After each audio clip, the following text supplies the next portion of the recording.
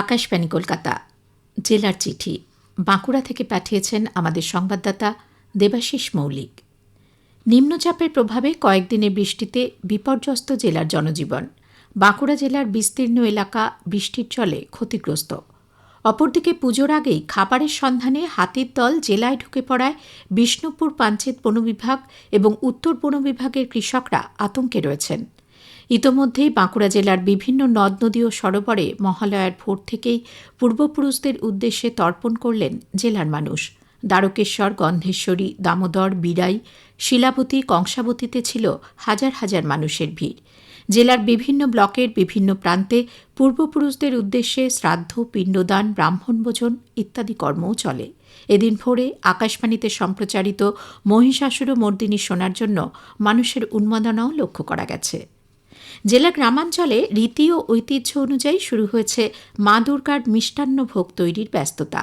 ঘরে ঘরে তৈরি হচ্ছে খই থেকে মুড়কি, গুড় পিঠে, টানার নাড়ু, বোঁদের মিঠাই, নারকেল নাড়ু আরও কত কী। পাড়ার গলি থেকে গ্রামের রাস্তায় এখন মিষ্টি তৈরির মাতাল করা সুবাস। বড় বড় বাড়িতে ভিয়েন বসেছে। ভেলিগুড়ের চাহিদা সর্বত্র। গ্রামের নাপিতকিন্নিরা ঘরে ঘরে গিয়ে এওতিদের নখ কাটা থেকে আলতা পরানো শুরু করেছেন। তাদের এখন না খাওয়ার সময় নেই, মা আসছেন বলে কথা। জেলার দশকর্মা ভাণ্ডারগুলিতে চলছে বহু রাত পর্যন্ত কেনাকাটা।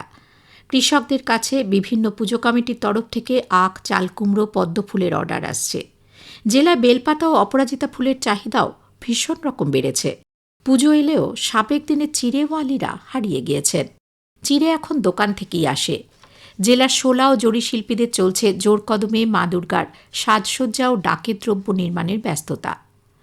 পায়ের তলায় সর্ষে দেওয়া ভ্রমণ পিপাসুদের অন্যতম গুরুত্বপূর্ণ গন্তব্য লালমাটির জেলা বাঁকুড়া।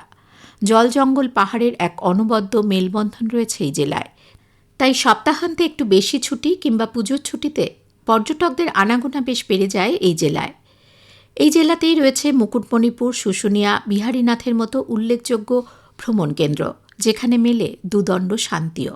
এছাড়া প্রাচীন মন্দির নগরী বিষ্ণুপুর, মা শারদার পুণ্য জন্মভূমি জয়রামবাটি, টেরাকোটার দেশ পাঁচমুড়া, জয়পুরের গহীন অরণ্য, সুতান, ঝিলিমিলির জঙ্গল। প্রাকৃতিক সৌন্দর্য আর শিল্প সুষমায় ভরে ওঠা পর্যটকদের প্রিয় জেলায় তাই বাড়ছে ভিড়। বাঙালির 12 মাসে 13 পার্বণ, আর পার্বণ উৎসব মানেই সাজো সাজো রব। ঢাকের বাদ্যি, কাঁসর ঘণ্টা, সাউন্ড বক্সের দাপাদাপি সব মিলিয়ে তৈরি হয়ে পড়ে উৎসবের আমেজ। বাঁকুড়ার প্রত্যন্ত গ্রাম প্রতাপপুর, বাঁকি, পাত্রসায়র, ইন্দাস সহ একাধিক গ্রামের প্রায় 500রও বেশি ঢাকি রওনা দিয়েছেন দেশ বিদেশের নানা প্রান্তে ঢাক নিয়ে। ঢাক নিয়ে মহড়া দিচ্ছেন ইন্দাসের সাহসপুর গ্রামের মহিলা ঢাকির দলও। বাঁশের ঝুড়ি, কুলো, ডালা তৈরি করে কোনো মতে সংসার চলে এদের। পুজোর ঠিক আগেই সবার বাড়িতে শুরু হয়ে যায় ঢাক বাজানোর মহড়া। দুটো বেশি টাকা উপার্জনের আশায় পাড়ি জমায় ভিন দেশে। সম্প্রতি নিম্নচাপ ও অতিবৃষ্টির কারণে জেলায় গাঁদা ফুলের চাষ ব্যাপক ক্ষতির মুখে পড়েছে।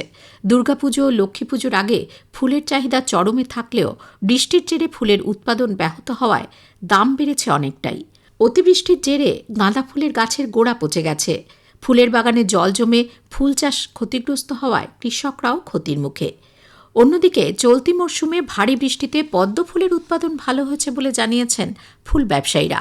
সেপ্টেম্বর মাসের শেষে পুজো হওয়ায় কুয়াশার দাপট না থাকায় পদ্মের যোগানও রয়েছে অনেকটাই, দামও নাগালের মধ্যে। অন্যতম গুরুত্বপূর্ণ পর্যটন কেন্দ্র বাঁকুড়ার শুশুনিয়া পাহাড়ের পাদদেশে শুশুনিয়া সর্বজনীন দুর্গোৎসব সমিতি প্রতি বছরের মতো চলতি বছরেও তাদের পুজো মণ্ডপ সজ্জার আয়োজনে রেখেছে থিমের চমক। এবার পুজোয় আড়ম্বরে ভুলো না ভাই, সরকারি স্কুলের বিকল্প নাই শিরোনামে অভিনব ভাবনা ছাতনার শুশুনিয়া সর্বজনীন দুর্গোৎসব সমিতির। 17তম বর্ষে একটি মডেল স্কুলের আদলে এই মণ্ডপ তৈরি করা হয়েছে।